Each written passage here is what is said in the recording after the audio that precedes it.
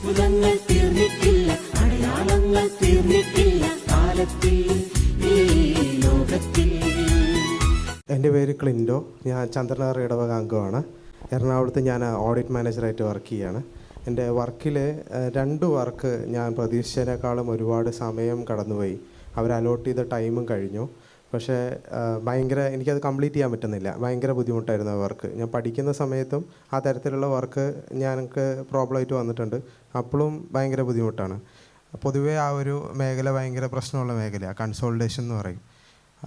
പക്ഷേ ഞാൻ സാക്ഷ്യം നേർന്നു, അതായത് ഈ 2 വർക്കും കംപ്ലീറ്റ് ചെയ്യാൻ പറ്റുകയാണെങ്കിൽ സെഹിയോൺ ടൗൺ മിഷനിൽ വന്നൊരു സാക്ഷ്യം പറയാമെന്ന്. കഴിഞ്ഞ ഫെബ്രുവരിയിൽ തമ്പുരാൻ സഹായിച്ചിട്ട് ക്ലയൻറ്റിനോ എനിക്കോ ഒരു പ്രശ്നം വരാത്ത രീതിയിൽ ആ വർക്ക് കംപ്ലീറ്റ് ചെയ്യാൻ സാധിച്ചു.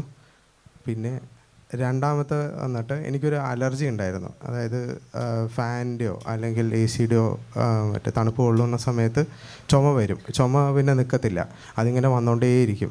ഇടയിൽ ചുമച്ചുകൊണ്ടേയിരിക്കും. പിന്നെ തലവേദനയെല്ലാം വരും. അങ്ങനത്തെ ഒരു അവസ്ഥയായിരുന്നു. അപ്പം ഞാൻ അലോപ്പതി ഡോക്ടറെ കാണിച്ചു. പുള്ളി ഒരു മരുന്ന് തന്നു. അത് ഉറങ്ങാനുള്ള ഗുളിക. അപ്പോൾ നമ്മൾ ഒരു രാത്രി കഴിച്ചു കഴിഞ്ഞാൽ രാവിലെ എണീക്കാൻ പറ്റില്ല.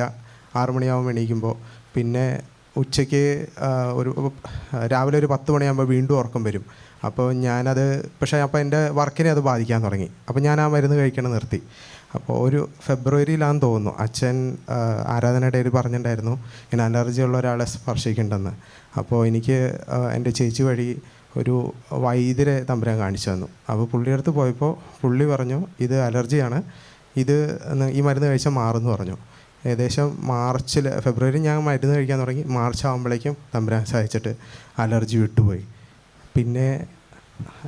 പിന്നെയുള്ള അലർജിക്ക് അതങ്ങനെ മരുന്നില്ല. പക്ഷേ കാണിച്ചത് വേറെ ഏതെങ്കിലും വിധത്തിലുള്ള എന്ന് പറഞ്ഞാൽ മരുന്ന് കൊണ്ട് ഈശോ നമ്മളെ സുഖപ്പെടുത്തും, മരുന്നില്ലാതെയും സുഖപ്പെടുത്തും. മരുന്ന് സൃഷ്ടിച്ചിരിക്കുന്നതും ഡോക്ടർമാരെ സൃഷ്ടിച്ചിരിക്കുന്നതും ഈശോ മിശിഹ തന്നെയാണ്. അല്ലേ?